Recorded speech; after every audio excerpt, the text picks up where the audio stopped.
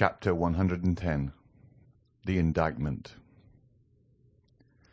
The judges took their places in the midst of the most profound silence. The jury took their seats. Monsieur de Villefort, the object of unusual attention, and we had almost said of general admiration, sat in the armchair and cast a tranquil glance around him. Everyone looked with astonishment on that grave and severe face, whose calm expression personal griefs had been unable to disturb, and the aspect of a man who was a stranger to all human emotions excited something very like terror. "Gendarme," said the President, "lead in the accused." At these words the public attention became more intense, and all eyes were turned towards the door through which Benedetto was to enter.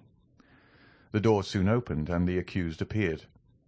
The same impression was experienced by all present, and no one was deceived by the expression of his countenance. His features bore no sign of that deep emotion which stops the beating of the heart and blanches the cheek. His hands, gracefully placed one upon his hat, the other in the opening of his white waistcoat, were not at all tremulous. His eye was calm and even brilliant. Scarcely had he entered the hall when he glanced at the whole body of magistrates and assistants. His eye rested longer on the president, and still more so on the king's attorney. By the side of Andrea was stationed the lawyer who was to conduct his defence, and who had been appointed by the court, for Andrea disdained to pay any attention to those details, to which he appeared to attach no importance. The lawyer was a young man with light hair, whose face expressed 100 times more emotion than that which characterized the prisoner. The president called for the indictment, revised, as we know, by the clever and implacable pen of Villefort. During the reading of this, which was long, the public attention was continually drawn towards Andrea, who bore the inspection with Spartan unconcern. Villefort had never been so concise and eloquent. The crime was depicted in the most vivid colours, the former life of the prisoner, his transformation, a review of his life from the earliest period, was set forth with all the talent that a knowledge of human life could furnish to a mind like that of the procureur. Benedetto was thus forever condemned in public opinion, before the sentence of the law could be pronounced. Andrea paid no attention to the successive charges which were brought against him. Monsieur de Villefort, who examined him attentively, and who no doubt practised upon him all the psychological studies he was accustomed to use, in vain endeavoured to make him lower his eyes, notwithstanding the depth and profundity of his gaze. At length the reading of the indictment was ended. "Accused," said the president, "your name and surname." Andrea arose. "Excuse me, Mr. President," he said in a clear voice, "but I see you are going to adopt a course of questions through which I cannot follow you. I have an idea, which I will explain by and by, of making an exception to the usual form of accusation. Allow me then, if you please, to answer in different order, or I will not do so at all." The astonished president looked at the jury, who in turn looked at Villefort. The whole assembly manifested great surprise, but Andrea appeared quite unmoved. "Your age?" said the president. "You will answer that question?" "I will answer that question, as well as the rest, Mr. President, but in its turn." "Your age?" repeated the president. "I am 21 years old, or rather I shall be in a few days, as I was born the night of the 27th of September, 1817. Monsieur de Villefort, who was busy taking down some notes, raised his head at the mention of this date. "Where were you born?" continued the president. "At Auteuil, near Paris." Monsieur de Villefort a second time raised his head, looked at Benedetto as if he had been gazing at the head of Medusa, and became livid. As for Benedetto, he gracefully wiped his lips with a fine cambric pocket-handkerchief. "Your profession?" "First I was a forger," answered Andrea as calmly as possible. "Then I became a thief, and lately have become an assassin." A murmur, or rather storm, of indignation burst from all parts of the assembly. The judges themselves appeared to be stupefied, and the jury manifested tokens of disgust for cynicism so unexpected in a man of fashion. Monsieur de Villefort pressed his hand upon his brow, which at first pale had become red and burning. Then he suddenly arose and looked around as though he had lost his senses. He wanted air. "Are you looking for anything, Monsieur Procureur?" asked Benedetto with his most ingratiating smile. Monsieur de Villefort answered nothing, but sat, or rather threw himself down again upon his chair. "And now, prisoner, you will consent to tell your name," said the president. "The brutal affectation with which you have enumerated and classified your crimes calls for a severe reprimand on the part of the court, both in the name of morality and for the respect due to humanity. You appear to consider this a point of honor, and it may be for this reason that you have delayed acknowledging your name. You wished it to be preceded by all these titles." "It is quite wonderful, Mr. President, how entirely you have read my thoughts," said Benedetto in his softest voice and most polite manner. "This is indeed the reason why I begged you to alter the order of the questions." The public astonishment had reached its height. There was no longer any deceit or bravado in the manner of the accused. The audience felt that a startling revelation was to follow this ominous prelude. "Well," said the president, "your name?" "I cannot tell you my name, since I do not know it. But I know my father's, and can tell it to you." A painful giddiness overwhelmed Villefort. Great drops of acrid sweat fell from his face upon the papers which he held in his convulsed hand. "Repeat your father's name," said the president. Not a whisper, not a breath was heard in that vast assembly. Everyone waited anxiously. "My father is King's attorney," replied Andrea calmly. "King's attorney?" said the president, stupefied, and without noticing the agitation which spread over the face of Monsieur de Villefort. "King's attorney?" "Yes, and if you wish to know his name, I will tell you it. He is named Villefort." The explosion, which had been so long restrained from a feeling of respect to the court of justice, now burst forth like thunder from the breasts of all present. The court itself did not seek to restrain the feelings of the audience. The exclamations, the insults addressed to Benedetto, who remained perfectly unconcerned, the energetic gestures, the movement of the gendarme, the sneers of the scum of the crowd, always sure to rise to the surface in case of any disturbance, all this lasted 5 minutes, before the doorkeepers and magistrates were able to restore silence. In the midst of this tumult, the voice of the president was heard to exclaim, "Are you playing with justice, accused? And do you dare set your fellow citizens an example of disorder, which even these times has never been equalled?" Several persons hurried up to Monsieur de Villefort, who sat half bowed over in his chair, offering him consolation, encouragement, and protestations of zeal and sympathy.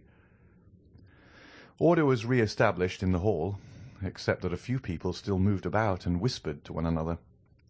A lady, it was said, had just fainted. They had supplied her with a smelling bottle, and she had recovered.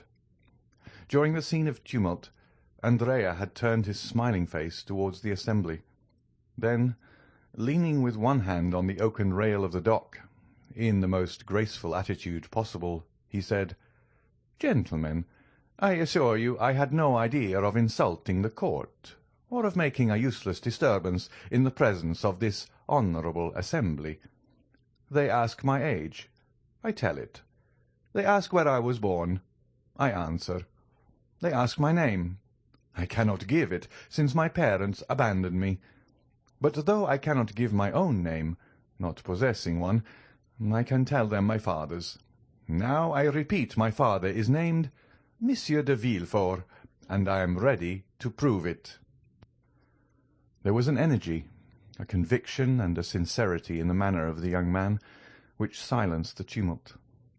All eyes were turned for a moment towards the procureur, who sat as motionless as though a thunderbolt had changed him into a corpse. "Gentlemen," said Andrea, commanding silence by his voice and manner, "I owe you the proofs and explanations of what I have said." "But," said the irritated president, "you called yourself Benedetto, declared yourself an orphan, and claimed Corsica as your country." "I said anything I pleased, in order that the solemn declaration I have just made should not be withheld, which otherwise would certainly have been the case. I now repeat that I was born at Auteuil on the night of the 27th of September, 1817, and that I am the son of the procureur, Monsieur de Villefort. Do you wish for any further details? I will give them. I was born in number 28, Rue de la Fontaine, in a room hung with red damask. My father took me in his arms, telling my mother I was dead, wrapped me in a napkin marked with an H and an N, and carried me into a garden, where he buried me alive." A shudder ran through the assembly when they saw that the confidence of the prisoner increased in proportion to the terror of Monsieur de Villefort. "But how have you become acquainted with all these details?" asked the president. "I will tell you, Mr. President. A man who had sworn vengeance against my father, and had long watched his opportunity to kill him, had introduced himself that night into the garden in which my father buried me. He was concealed in a thicket. He saw my father bury something in the ground, and stabbed him.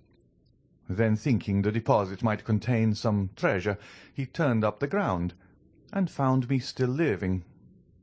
The man carried me to the Foundling Asylum, where I was registered under the number 37.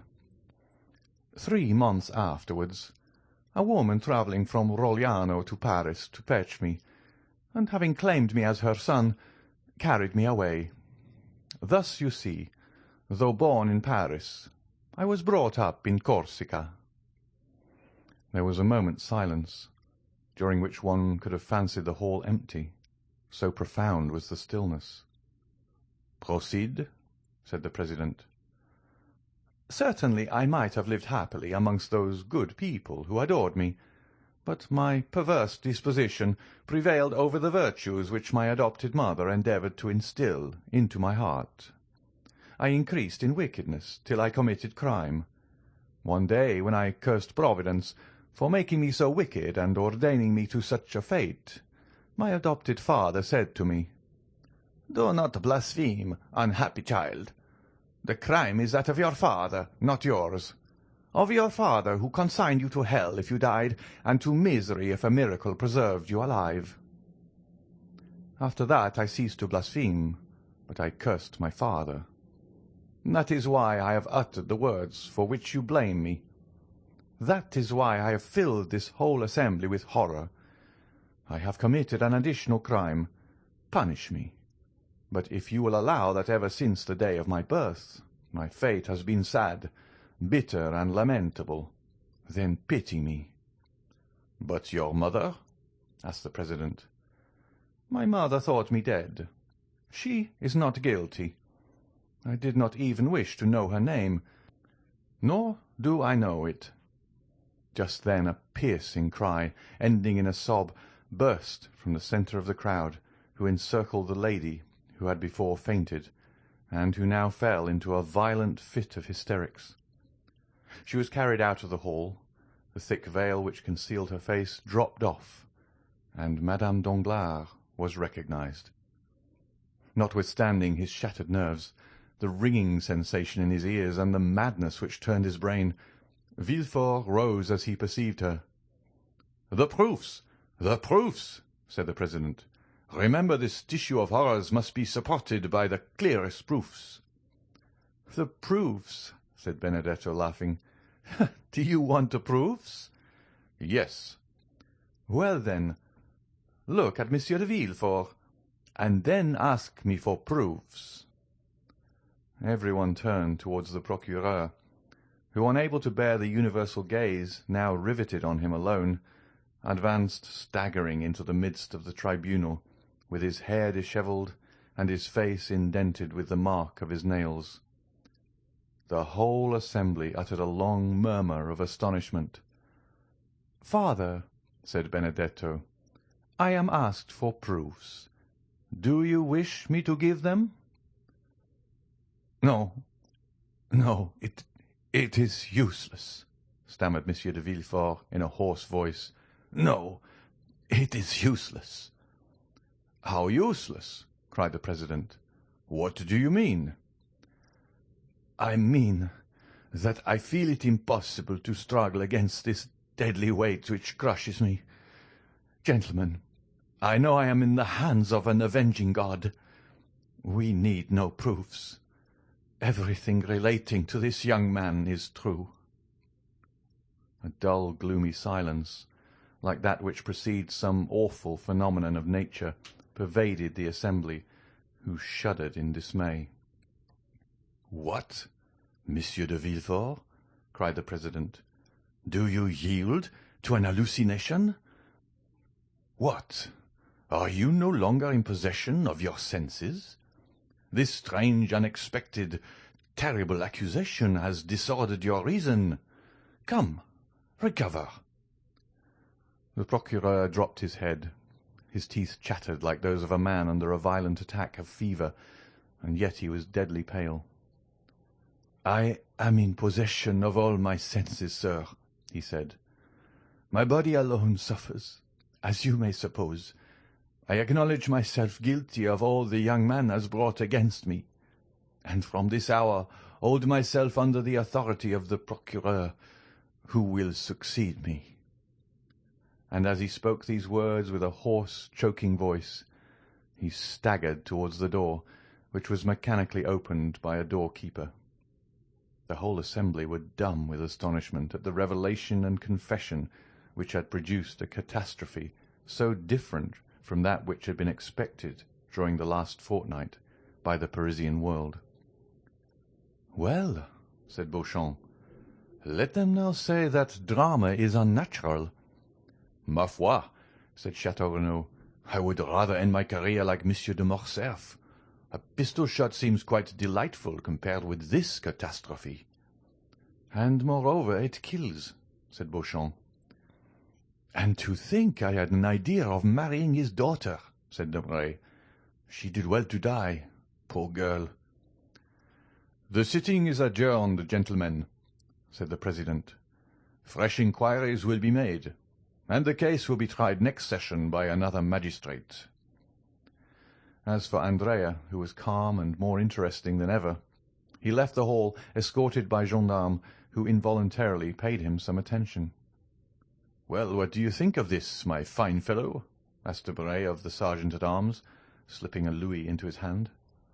"There will be extenuating circumstance," he replied.